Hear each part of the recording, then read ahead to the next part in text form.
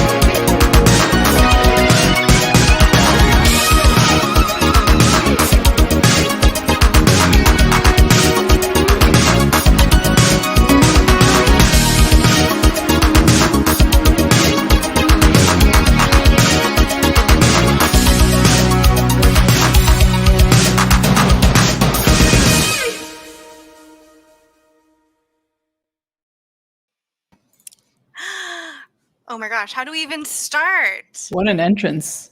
That was such a great song. Shout out to the wonderful, wonderful song producer, Maddie McGuire. We're a big fan. That song absolutely slaps. Slaps. Welcome to How Can I Help? First episode. So exciting. How are you feeling, Gwen? It's our first stream together. Well, for the Reactor. We did a little stream last week, but I've been so pumped for this. How are you feeling? Yeah, it's exciting because we've been planning it for a while, and just listening to the song reminds me of that entire meeting we spent just like finding the perfect song. And I'm glad that the chat is reacting the way that they're reacting. Ooh, people are definitely vibing to this.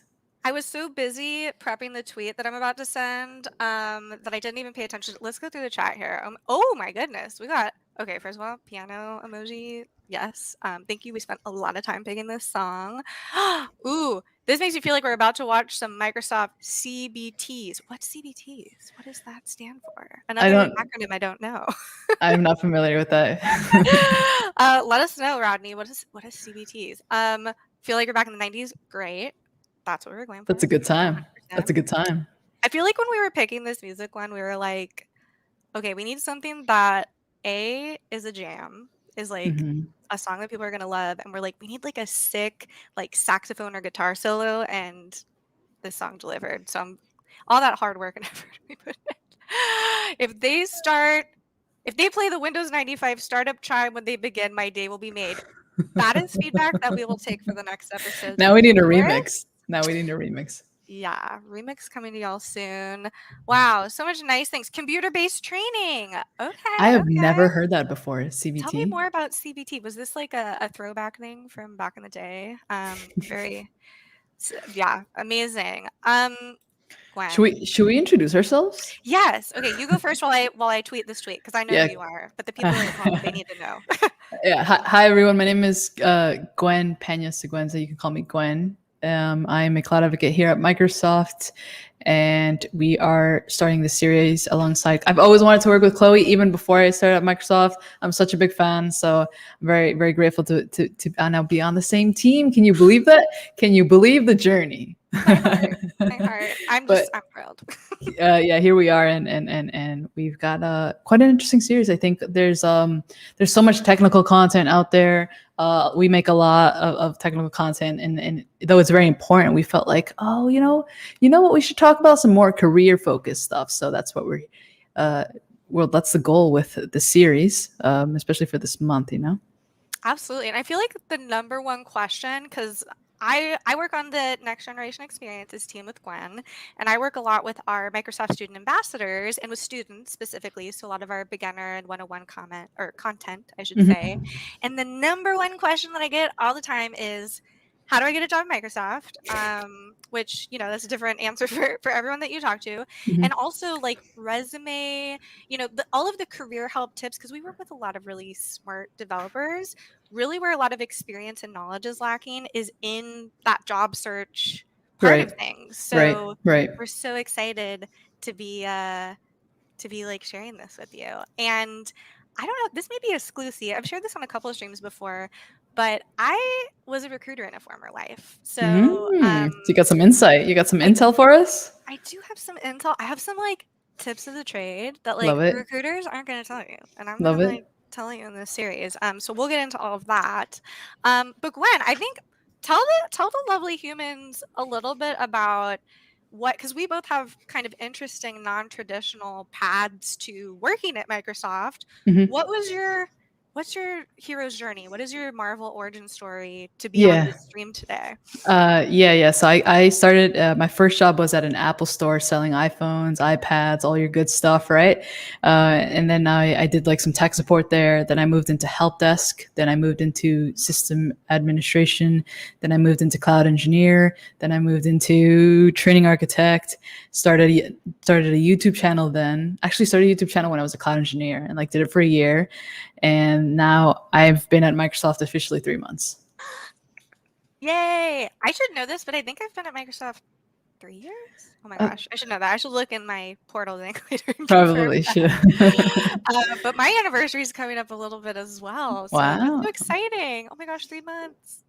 Celebrate. I wish I had like a air horn sound effect on my stream deck. Next time, we're taking feedback on the Windows the chime sound effect, the chime, and also we'll have sound effects next time. Absolutely. We're already getting some great questions in the chat. I'm so excited. Yeah, well, that's really cool because I think it's really I'm really particularly excited for this series because I think a lot of folks think, I can't get a job at a big company or like, how do I go from what's on my resume? We already have a really, really great question here from Lee Walker, which is, how do you get experience when every job listing already wants you to have experience? That's a good one. We're going to be covering that in this series 100%. That's a good one. But yeah. There's Ooh, another one. My question is, how do recruiters view candidates without LinkedIn profiles? Okay, we're taking these in our back pocket. And continue to drop your questions in the chat because we'll not only like take we're paying attention. We're paying attention. Absolutely. And we'll take notes for future episodes. Ooh, you know what might be useful, Gwen? Maybe I'm going to bring up our registration page to kind of like show people what we're going to be doing in this series. Right. Any other context you think is worth sharing about your background, Gwen? Because I think you have such an interesting, like, path to here. I'm a college dropout. I know that the do you need a degree to get into tech is very, very, very popular discussion to have, especially on tech Twitter and tech social media in general. So I did 2 semesters of comp sci, and then I dropped out for like a bunch of reasons, and I don't have any formal like degree or anything like that. So I would say I'm self-taught, YouTube University. YouTube Yeah. Adversity. YouTube University. Yeah. That's a question I get a lot too, because I do not have a computer science degree either, and I get a lot of just random DMs on Instagram and Twitter, like, how do I get a job without a degree? So hopefully I can just send them this video in the future, this whole series, and be like, boom. That's definitely what I want to. I know you have quite an interesting journey into where you're at now as well. Oh, yes. We can get into that if you'd like to, but we could also clue in everyone. I know you were going to bring up the registration page and sort of give everyone an idea of what we're going to be covering, because I do want to add that I already see there's a bunch of questions here, a bunch of great topics, and we do have several episodes. This I think we're doing 4 this month. We do. Here, I'll bring that up real quick. So we're doing 2 months, y'all, worth of content here. We're skipping the week of Thanksgiving because we #thankful. But to give you an idea of what we'll be covering and maybe why we'll save some of your questions for later in the series. And it's clickbait. You got to come back for the to be continued. You got to stick with us. We're building we're building something here, right? So we have. Oh, here, let me hide this thing. So we're on our first one here, which is just sort of an overview. And also on this episode in particular, Gwen and I are going to be sharing a little bit about ourselves, talk about why we're qualified to do this and all of that fun stuff, but also share some like juicy stories and also do some throwbacks to our old resumes to I was just looking at my one from 2019. And talking through those, because also, we'll get into that in a second, but another big part of our job is we do see a lot of resumes of students and give feedback on those. So, and for, this is also a series that if you aren't a student, if you're a later in career job changer like we were, we're here for you as well. So this is truly for everyone. For everyone. But next week, the 12th, we're going to be talking about LinkedIn. We got about all the ways to make your LinkedIn gorgeous and amazing. Poppin', slappin'. Then we're doing resumes, which is a little self-explanatory, but oh my goodness, Gwen and I were talking about this before we went live. There are so many pet peeves that I have about resumes that, like, it's not people's fault. We don't talk about these things. There's no standard, really. It's like, it's the Wild West. Yeah. We also have cover letters. So best practices for cover letters. Should you make a different cover letter for every job? How should you think about your cover $1 letter? million question. All of that fun stuff. I love this comment here, Gwen. Where did it go? Oh, YouTube magna cum laude. I love this. I need to make this into a t-shirt. Amazing. We also have, it looks like you're starting to interview. How can I help? So that's going to kick off our November series. So our first month of October is all about the like applying for jobs. Second month is, oh crap, you got the job, like, or the interview. Now what happens, right? Yeah. How do I prep? Then we're doing, let's see. Oh, there we go. Phone screens, an important one. Who among us is not a bomb to phone screen? I learned from it. I have a great story on that. I can't wait for the story time. That's going to be the best part of this series. Is like it's like therapy, truly. I also want people to encourage people to in the chat to share their stories with us, because I think the most important part of us doing this, and one of the inspirations for this, is like kind of using this as group therapy in a sense, because a big part of my job search, especially as a junior candidate coming into this industry, was like, you really don't know what is normal and what isn't, and what other people have experienced. So there's like a lot of shame around, like, especially failure. Engineering interviews are weird. They're bad and weird. Let's be real. They're really bad. And then we have on-site interviews, which, are a little different in the global Panera, as I like to call it. And also whiteboarding interviews. That's a fun one. I feel like that's going to be a popular one. So I'm going to drop the link to this reg page. Actually, no, it's the link that we have down by Gwen in the corner and up on the bookshelf over here. If you go to aka.ms/how can we help the letter U, you can go to that landing page we were just at, register for the Reactor events. You can also check out our YouTube playlist on the Reactor if you prefer to just check out YouTube. But I'm so excited. I'm so excited. Okay, let's check the comments real quick, Gwen. What's up here? I want to work for Microsoft. Lots of great stuff. This one was great. My number one question has to be, how was the cake? I think you're referring to the ice cream, the Microsoft ice cream that I tweeted about that I want to go get. I'm going for that after the stream. So I'm very much looking forward to that. Delish. I'm very jelly. I did not see any ice cream options in my local area. Wow, we've already got a lot of great questions. Boris says we all need that Chloe energy in our lives. Yes. I'm running on fumes, Boris. We need it. I appreciate that comment. It's been a long day.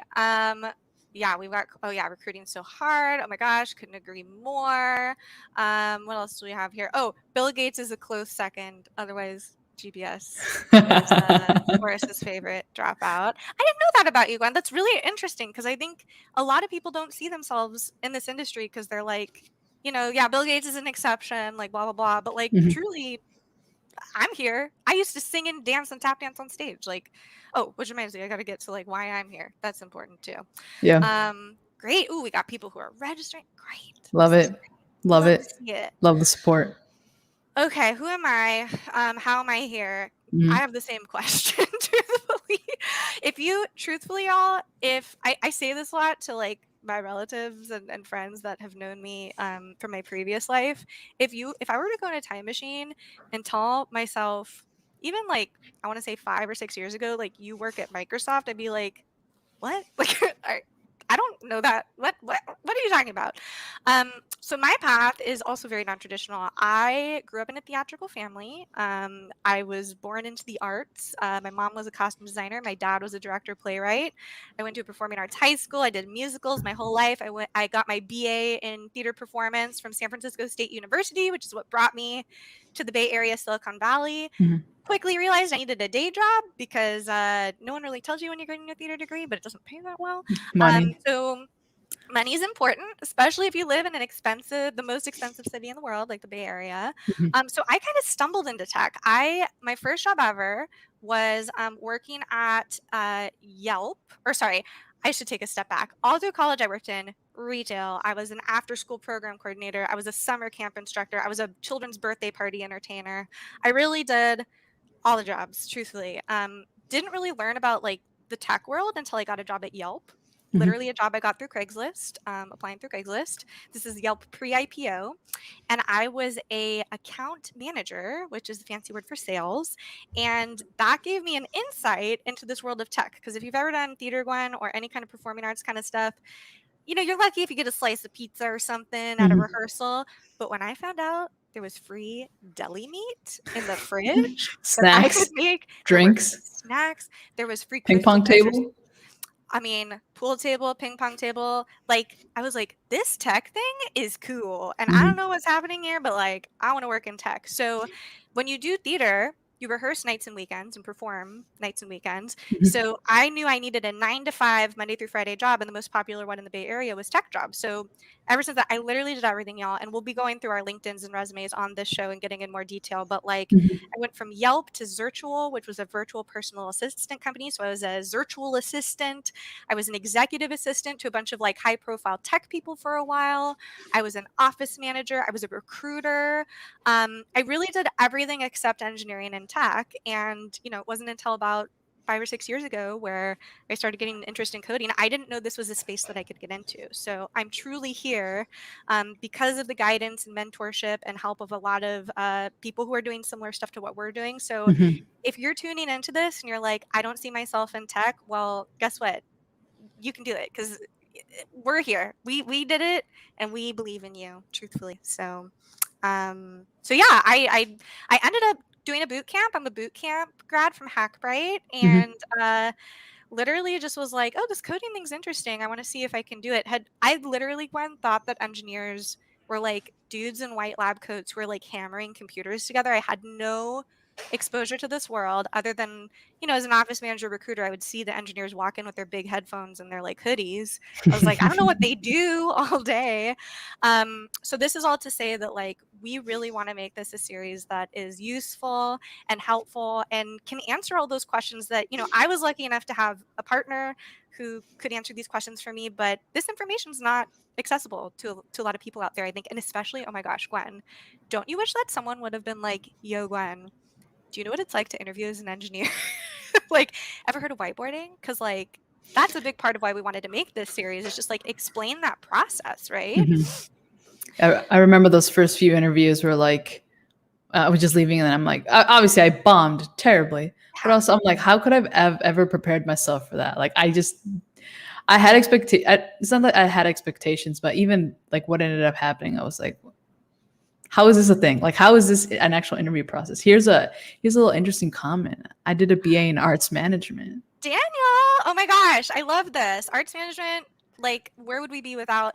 That's like the thing, right? Like if you come from that non-traditional background, there's so many ways that you can use your skills from your previous roles into your current roles. And I think that's really like the missing I was just about to add that. I was just because you have such an interesting background, and you would think, but maybe not specifically related to tech, but you would think like, oh, I can't like utilize these in interviews or when I'm asked questions, but you can. Like I remember using my retail experience and such for these like tech roles, and it helped a lot. We'll talk about all this, of course, but I'm just saying. I love this comment. I was a trauma counselor and now I'm a sysadmin. Oh my gosh, so relatable. Like the crossover there. Like you wouldn't think that there's crossover, but there is. I can argue. Yeah, definitely. Who amongst us has not experienced trauma as a sysadmin? I mean, come on, like that's so relatable. Especially with an outage. I encourage so many of my stage manager friends, like if you've never done a play or a musical or anything on stage before, like stage managers like run the whole operation. Like they get you there on time, they call the show, everything. That's a PM. That's like a product manager. Like, I was about to say that sounds like a PM to me. So translatable. And that's really what we're going to be jumping into. Oh, I was a mechanic for a while. We have someone on our team. Anthony Bartolo used to work at I didn't know that. Tire. Yeah. Yeah. We've got, and that's what's really, really cool. And something that I love to see here at Microsoft is, we're very encouraging. And I think that that's your superpower in this industry, right? Like you wouldn't think. I remember when I went to my boot camp, I was like, gosh, I wasted like 20 plus years of my life doing musicals on stage. What am I doing? Like none of this. I use my theater degree every day, Gwen. Truly. I really use. Especially in our roles. Yeah. Oh, yeah, absolutely. Ooh, I'm checking the chat here. I love the trauma counselor. That's so great. Brendan North's here. Yay. Brendan and I used to do musicals together. I adore Brendan North. Love it. I definitely see how my skills apply to other jobs. Trouble is convincing employers that those skills are applicable. And that's what we're going to be covering in this series. It's like how to tell your story, how to like talk about yourself, and like, because who amongst us has not been in an interview where someone's like, tell me about a time that you failed, or like, tell me about a time that you supported a team. And I've never been a manager, like when I was interviewing, like, how do you answer those things? How do you tell your story? Yeah. Also, no degree. Oh my gosh. We have so many great comments in here. You know what I was going to bring up about that no degree thing? I was recently speaking with someone on one of our Latam customer success teams, and they've been in the field since the 90s. And then they were telling me like, back then, like there was people left, right, and center getting into the space because of the .com boom, getting into the space without degrees. And like, I feel like it's just been a thing in tech forever, but we still can't get over the fact that like, yes, you can like, we still have the mindset of like, oh, like it's still like a question, which is odd. Cause like, 30 years later, it's like, oh, it's been a thing. Well, there's such a stigma, I think. Like, my favorite story that I love to tell, I won't call out the company, but I have a dear friend who works at a pretty major tech company out here in the Bay Area. And she told me this story about they interviewed a candidate. And when all of the people synced up to, like, review the candidate's interview, one of the people on the interviewing panel voiced, like, well, this person doesn't have a degree, so, like, I just don't think they would do well in the role. And all of the other people on the interviewing panel were like, well, I'm self-taught. Well, I don't have a degree. And like it's just so common in this industry. And I think also, and this is a conversation I'm sure we'll have a lot on the show. A lot of it is accessibility. Like I was good at computers as a kid, and I didn't have people in this space to guide me to this path. God, I wish I could go in a time machine and be like, girl, learn to code now. Like, don't wait till your 20s, like do it now. But I think there's a lot of, access. Like a lot of people don't grow up with computers in their home. A lot of people have never seen a female engineer before. I have on my desk here. I don't know if anybody's ever seen Chippendale Rescue Rangers, but this is Gadget from Chippendale. This is the only female engineer that I had to look up to in my life. Like there was nothing in pop culture to say like, yo, have you thought of this? Or like, I didn't have parents or family members in this College of Arts and Crafts. Yeah, it's I'm just so excited for this series because these are questions that we get all the time. And now we can just like point this. Also, we should mention that we're doing a little homage to Clippy here, of course. Our favorite. How can we help? And we really are here to help. So if there are things that you don't see that we're covering in this series, let us know. Let us know. Maybe we'll do December. Like, who knows? Maybe this will go on forever. Little lightning round or something like that. Little. Yeah. holiday edition. Holiday special. Love it. Anything else we should share before we really like dive in? I'm trying to think. Let's see. I'm looking at the comments. College Shopper right here. I was gonna add that like it's up to us who are in the field without like with non-traditional backgrounds to like sort of pave the way for others as well, right? So I'm glad we're able to do that. Mm-hmm. The hardest part that I tell people, especially junior devs and people from boot camps, the first job is the hardest. Like getting your foot in the door and getting a company to believe in you, and also just like. We should definitely make sure we have this conversation during I'm going to make a note of it, during the on-site interviews. As a junior candidate, or even not as a junior candidate, you're interviewing the company too. Like, does this company have mentorship both ways. For a new engineer? Ways. Like both ways. Yeah. To be fair, Gadget is a great role model. I agree with that. And Gadget's Go Coaster still alive and well in Toontown. I mean, come on. Normalized, no degree. Look at that. Love to see it. Guac Girl. I'm so excited to see you back in the stream too. And Guac Girl, I'm going to be doing some avocado content soon, as I mentioned. Oh, that's right. You were talking about that to me like a little earlier, right? Instead of having a grade requirement, the degree requirement got dropped. Okay. Oh, I see. There's a first part to this. We had a new grad manager who tried to implement a rule that candidates need a 65% average. Only 4 or 5 of the grads that had been hired had grades that high. Yeah, I mean, there's so many, and I think that's another thing we'll dive into a lot is like there's a lot not in your favor as a non-traditional background engineer. And again, this is for people who do have degrees as well. We'll be sharing tips for everybody, but like those barriers to entry, like recruiting software that filters you out, and like how to network, how to like create a network in which you can get job information and leads from, will be a big part of this as well. So yeah. Ooh, we've got people here. I'm a high school dropout and going to get into tech. Yes. Join us, please. Love it. That's the energy. Many people here who are just like here to, we've got Daniel who says right now I'm in bank compliance, looking to get into cloud AI. We'll definitely follow Gwen because living, breathing example here. I also love this comment. I'm literally always advocating for people to get into tech, considering it's relatively easy for getting into that space.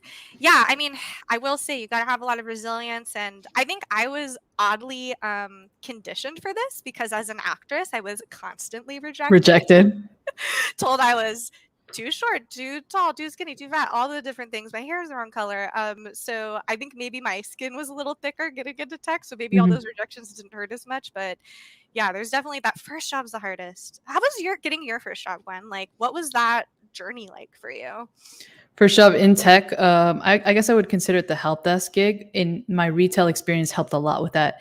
I feel like help desk is just retail but in tech, because there's still so much like customer facing things you have to deal with, communication, your soft skills and all that kind of stuff. So I had plenty of examples from like being at a chaotic Apple store on a Sunday with very, very angry customers that I could use the interview.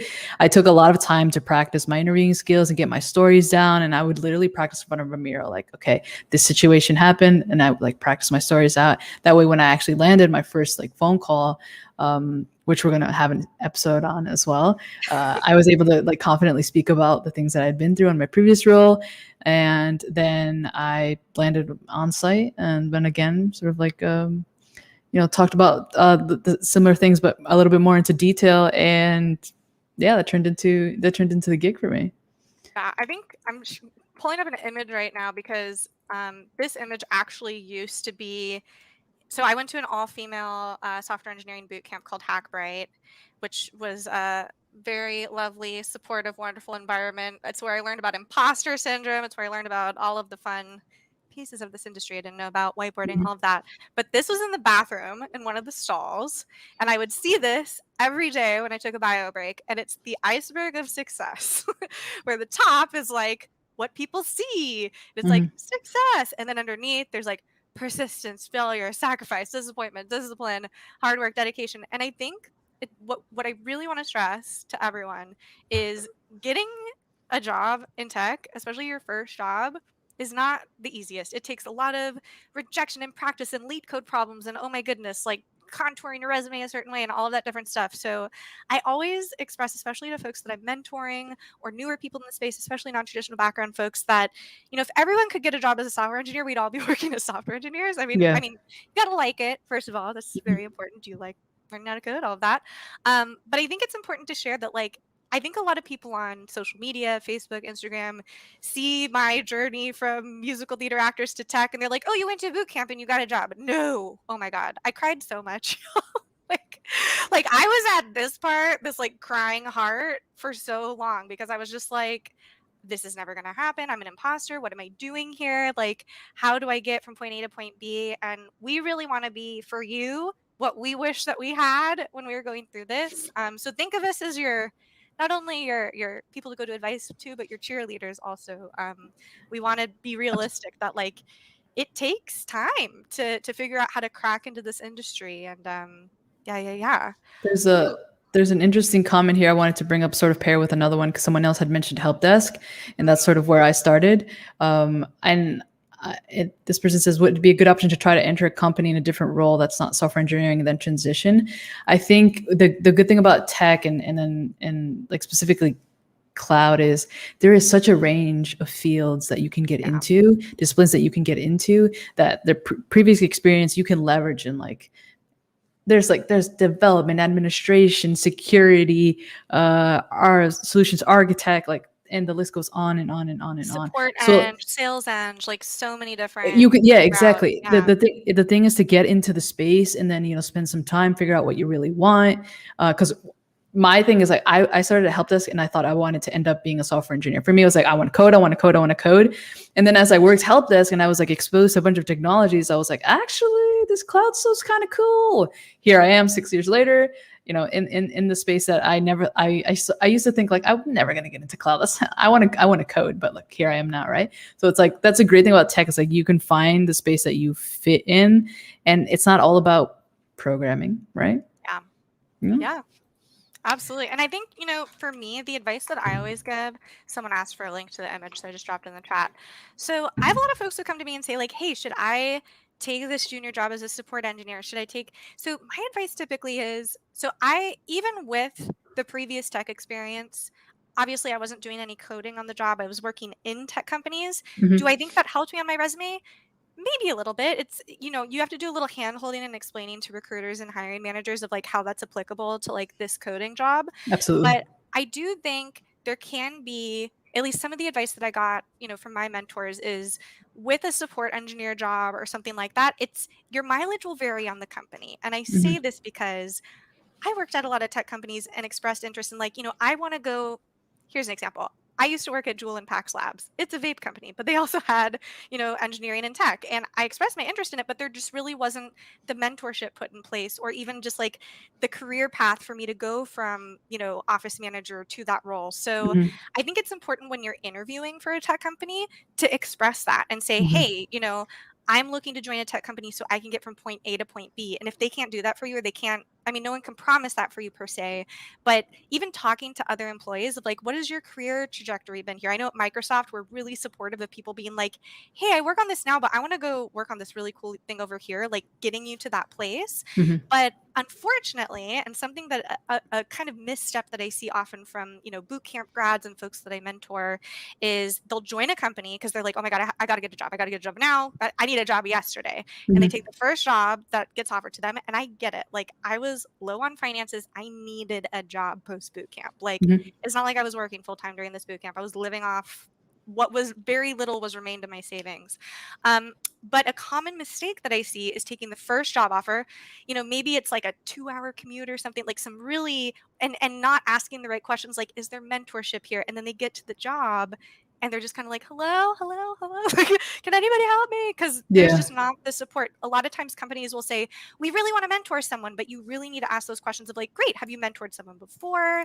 What resources are available to me for that? So I always tell people, you can do it. Like, you can get that first job and like get into a junior end role. It's going to take a little bit more time, but oh my goodness, so much better to wait and find the right job than to have to interview all over again like 3 months later. Like, interviewing as an engineer is a nightmare. So, depending on where Here's you interview. But here's a great comment on to build on what you just said. Yeah, I've learned to ask, what's an example of internal growth? Who are the employees you have started in junior roles and been promoted?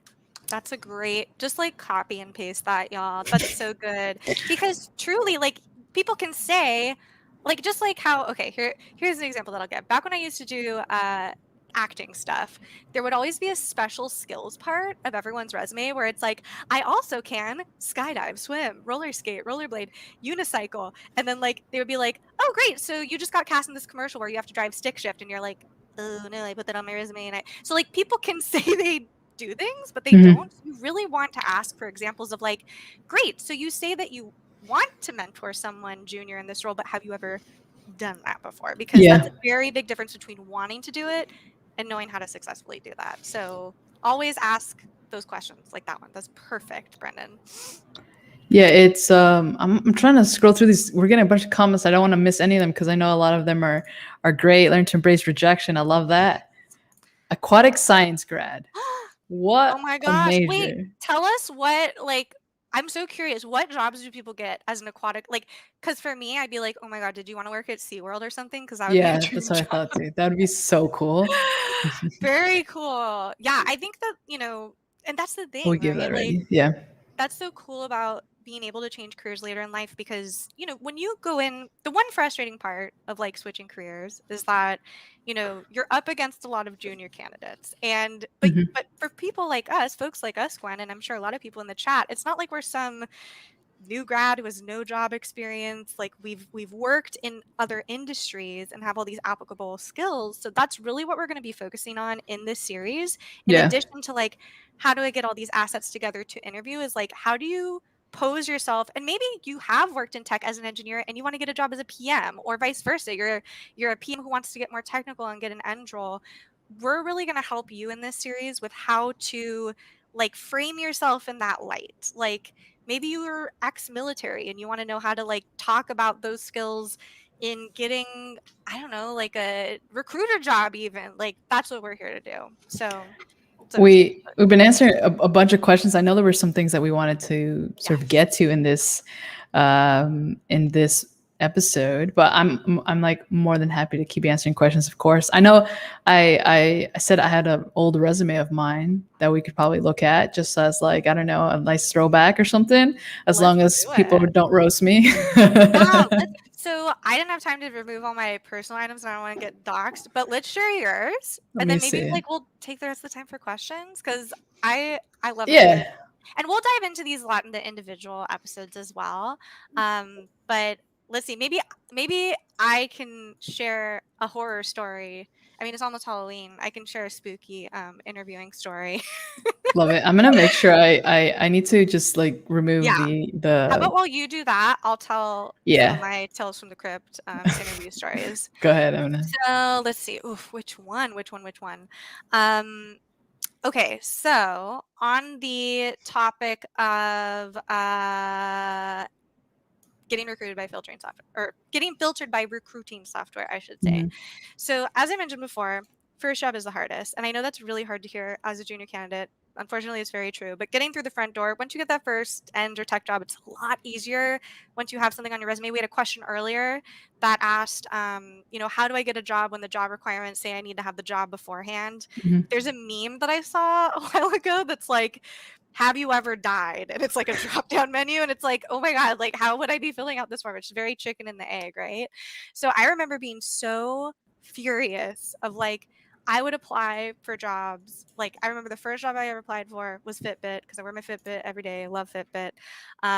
And I was like a fresh new grad of boot camp. I was like, I'm gonna apply to my first job. Let's do it. And I pressed send, and I got rejected 10 minutes later, I want to say, maybe 15 minutes later. And it was very clear that like a human person had not looked at my resume. Clearly this job was like looking to see if maybe I had a previous job in that space or a degree. Like it really truly was automated. And I love to share that story because nowadays like this happened to me often. Like I want to say maybe like 50% of the jobs that I applied for, I got immediate rejection on through a recruiting software that was like, do they have a degree? No, like filter them out. So my first message there is, if you're a hiring manager or recruiter, don't do that. It's bad and you're missing out on a lot of great candidates. But it was always very funny to me because back then when I was applying, I wanted to cry my eyes out. I was like, why can't I get a job?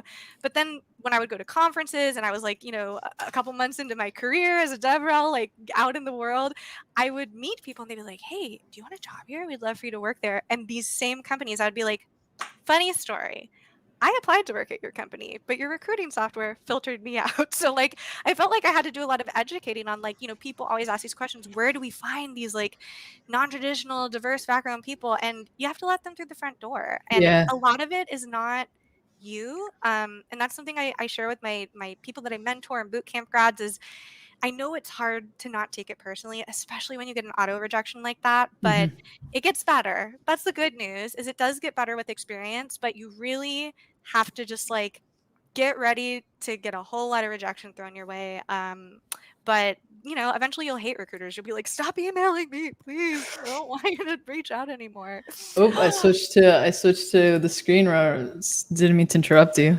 No, you're good. Do it. Share it. We got it. I'm gonna make it bigger there. We'll switch. We do have a question here that says, how do I get a recruiter interested in helping me? So I actually would advise, recruiters are a great communication device, through HR and getting through the process. But we'll get into this later in the series. But networking with people who actually work in that space and on the team and getting a referral internally is very, very powerful and can help get you to the top of the pile. So I would almost encourage you to like. That's how I ended here. Yeah, network with, like, build your network. We'll be talking a lot about, I hate the word networking though. I call it friend making, which is corny, but like, networking, I don't like it. Yeah, but that's a good question that we'll cover, Jeremy. But I would say you gotta kind of sneak in through the back door almost, like find those people who can help. A lot of people who went through my boot camp had mentors or people that, helped get them interviews at different companies that they worked at. So yeah. We have Mike here saying, as a hiring manager, I personally hate hiring through recruiters. Yeah, you kind of, my relationship with recruiters has changed significantly, even as a former recruiter, working as an engineer. So I feel you on that one, Mike. But I love recruiters. I mean, as a former recruiter, I empathize with recruiters. I understand the hustle. I understand the sourcing game. I get it.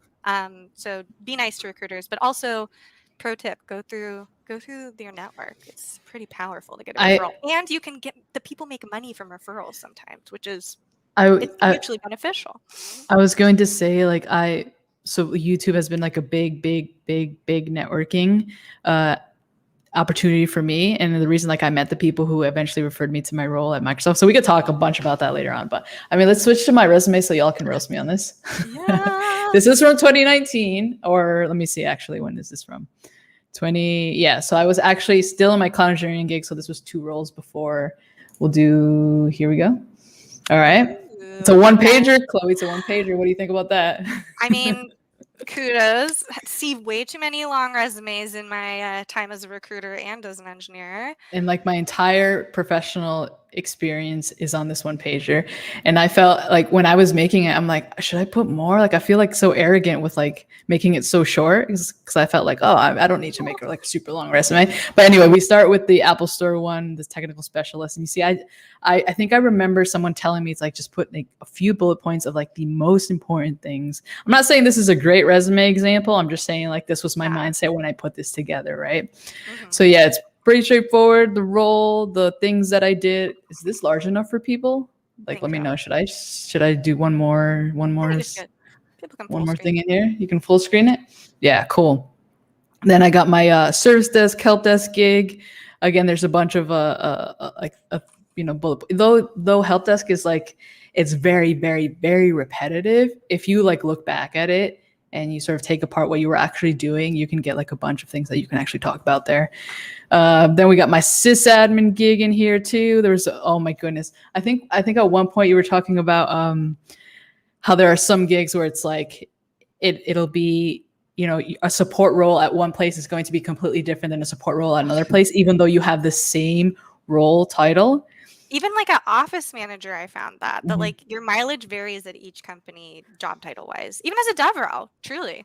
I think any space in tech, this is why I always tell people to pay attention more to the description than the actual role, because you never know what you're actually going to end up working on unless you like read that thing, right? So I was doing Atlassian Suite administration, Office 365, and then a help desk, a scripting, documenting, and then some cloud stuff as a sysadmin, right? So it was like, it was like so much going on there.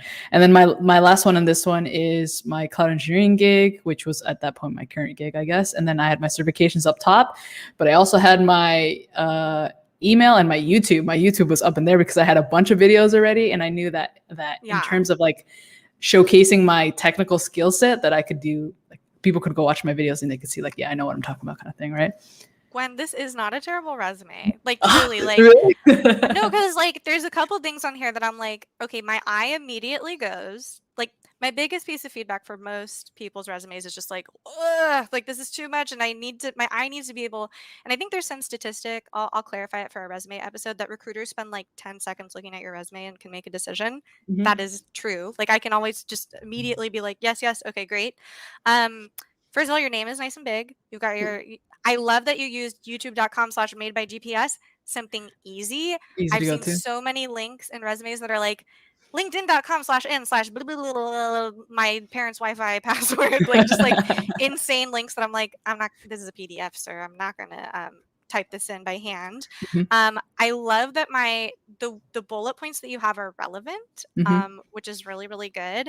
You've got the dates that you were there, the job titles. Like I think with a little makeover, with a little magic dust in Canva or Microsoft Word, perhaps, it could be a really stellar like candidate resume, but it's not bad. I was expecting some like Comic Sans up in here or something. Oh, really? So. It does feel it feels a little too serious. It feels a little too enterprisey. Like it needs like some pizzazz. Maybe we can redo it. Yes, I was just gonna say we should redo it. Makeover. Makeover. Oh my god, I love that. We'll get it into a good place for the resume episode, and we'll just do a resume makeover for Gwen of the past. I'm gonna try to see, because I remember my first resume for my from help desk to junior sysadmin was like 3 pages. I'm gonna see if I can find it. Yes. I'll have to like go back to my backups and stuff like that, and I would love to redo those, because just looking back at like it's just like so many questions, like what do I put on, what do I not put on, how do I word this, all that kind of stuff. What if we did a contest and we're like submit your resume and we'll give it a makeover? Ooh. Maybe that's gonna be a new thing on the show coming soon. We have a comment here that says, I'd be really curious on books Chloe has read. You're very articulate and knowledgeable. That is so kind. This is just life. That's very experience. True. This is just a hard life of getting rejected and changing careers. I've lost my Phoenix Project book. Phoenix Project is great. I would highly recommend for anybody coming into this industry. That's a gift that my very first manager, shout out to Dan Garfield at CodeFresh, gave me when I started. And it's for anybody who's not familiar. The first part is a fictional kind of tale of like why DevOps and sysadmin, everything, like how all of the pieces of this tech stuff comes together.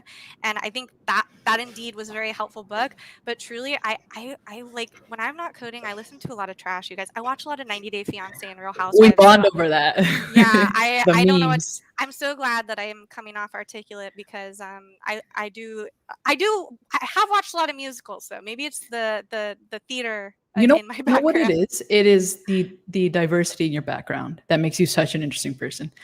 Thank you, Gwyn. Wait, speaking about the Phoenix project, I want to tell you a little story. So when I was interviewing for my sysadmin gig, so this one, which eventually turned into cloud engineer, and then that turned into like a bunch of other things. I land the first interview. I go in. The first interview is with the hiring manager, and we have the interview. It's like an hour long, and then we have like a 5-minute period because he was like, hey, I'd like you to meet the CEO and the CTO, but give him like 5 minutes. And then we were just having small chat, and then as this like a chit chat question, he asks, are you reading anything currently? And I tell him, yeah, I'm actually reading the Phoenix Project, which I was genuinely reading that book. And he was like, no way, I'm actually reading that book too. And then we bonded, and then later on I asked him, like, was the fact that I was interested in these things outside of like the role, and I was like going out of my way to learn more about these things and read these kind of books, like a reason why I landed the role. And he was like, yeah, absolutely. The fact that we had like a back and forth, we bonded over the story, the plots, which characters we liked, and things like that definitely worked in your favor. So that book holds a very, very special place in my heart. I love that. Okay, hot tip, read the Phoenix Project. Read the Phoenix Project. Love that. We should get like some kickback on that. No, I'm just kidding.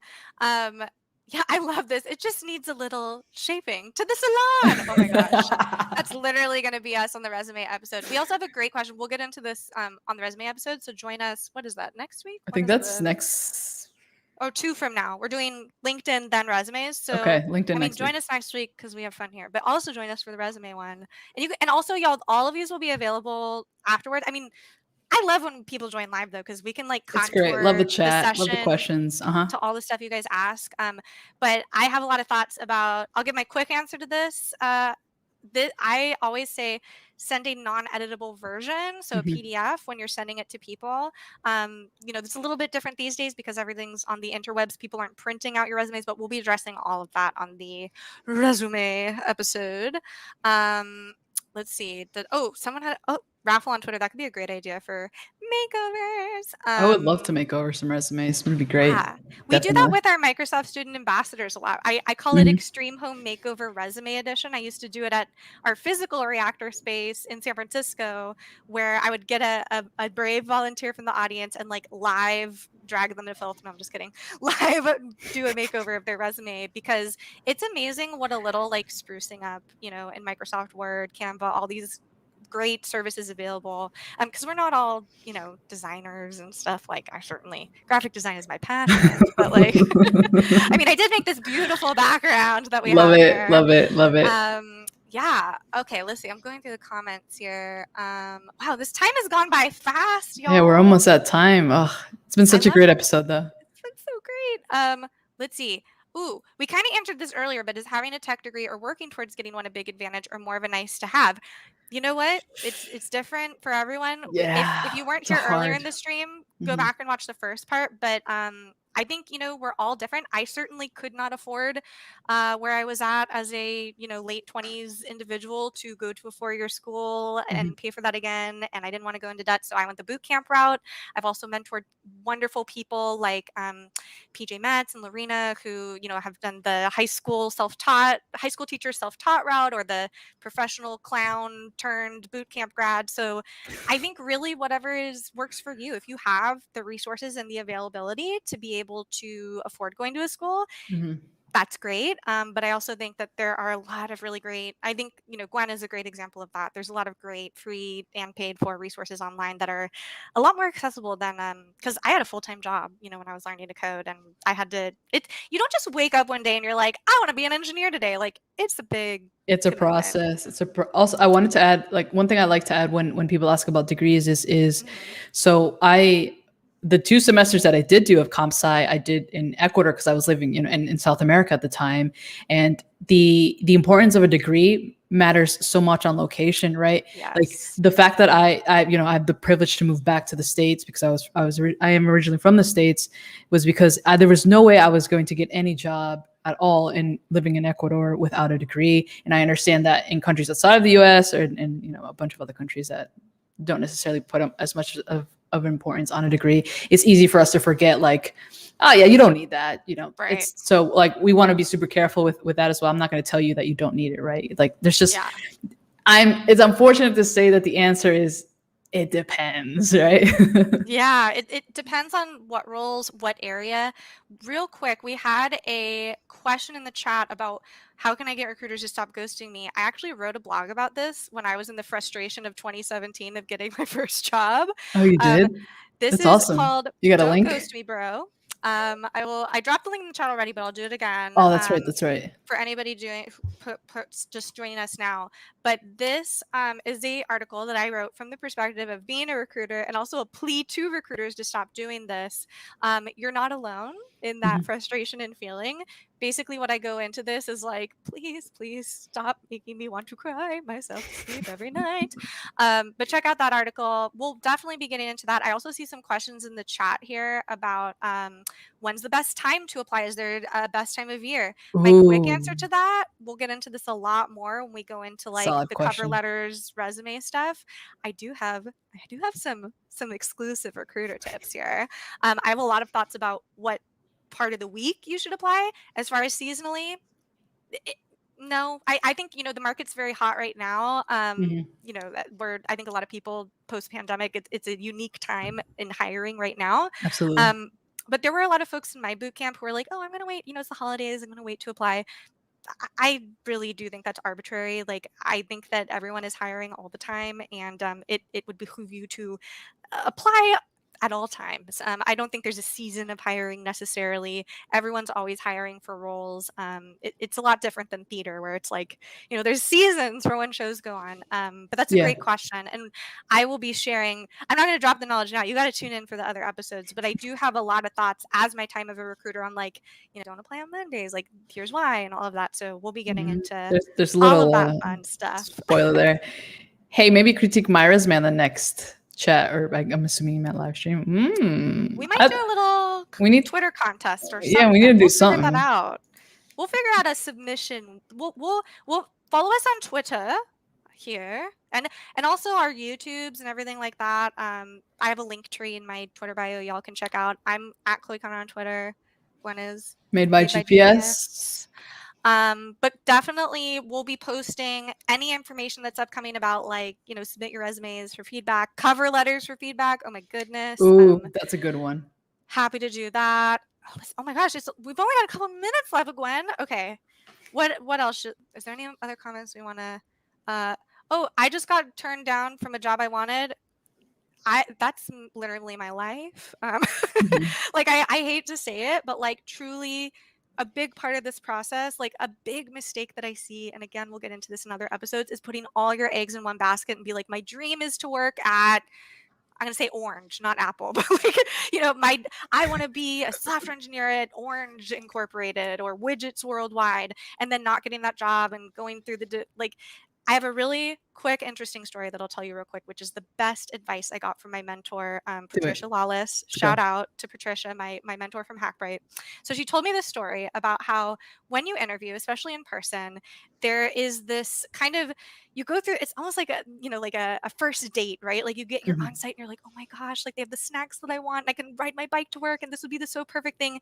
And you kind of, this would happen to me as an actress a lot. I'd be like, oh my God, I want this part so bad. Like, I want to play Elle Woods in Legally Blonde so bad. And then when you don't get it, it's like a piece of you dies, right? Because you have envisioned yourself in this role.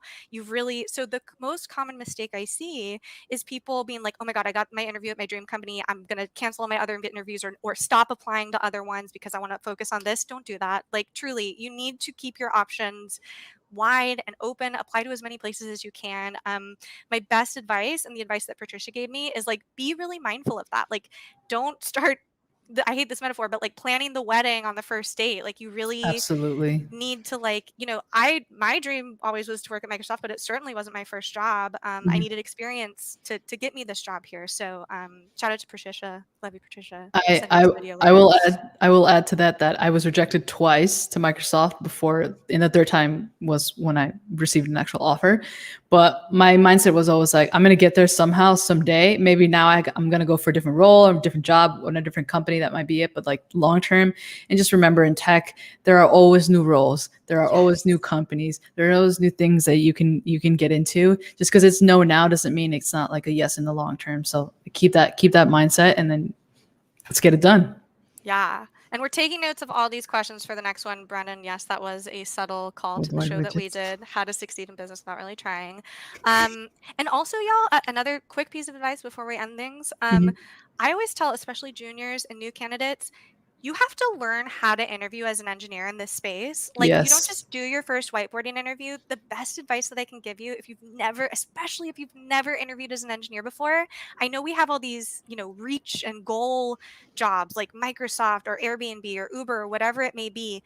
Don't have that be your first interview, because you need to learn how to interview. I know it sounds so backwards, but like, interviewing as an engineer, and we'll get into that a lot in this series, it's not just here's my resume, I'm a nice person. You whiteboard. It's a whole thing. So there's a lot. We'll be getting into all of that. Okay, we covered so we gotta much. go. We gotta go. We gotta go go do the other parts of our job. But we will see y'all next week, same time. Next week, same time. Place. And in the meantime, tweet us your other questions. Like if there's things you want us to cover or we didn't cover, we'll make notes of all of them. Just mention us. We're paying attention. We're paying attention. And I guess the only way to close this stream is to play a slapper. That slapping song. Slapper. Oh my gosh. So everybody have fun in the chat while we jam out to this, and we'll see you next week on How Can We Help You? Bye.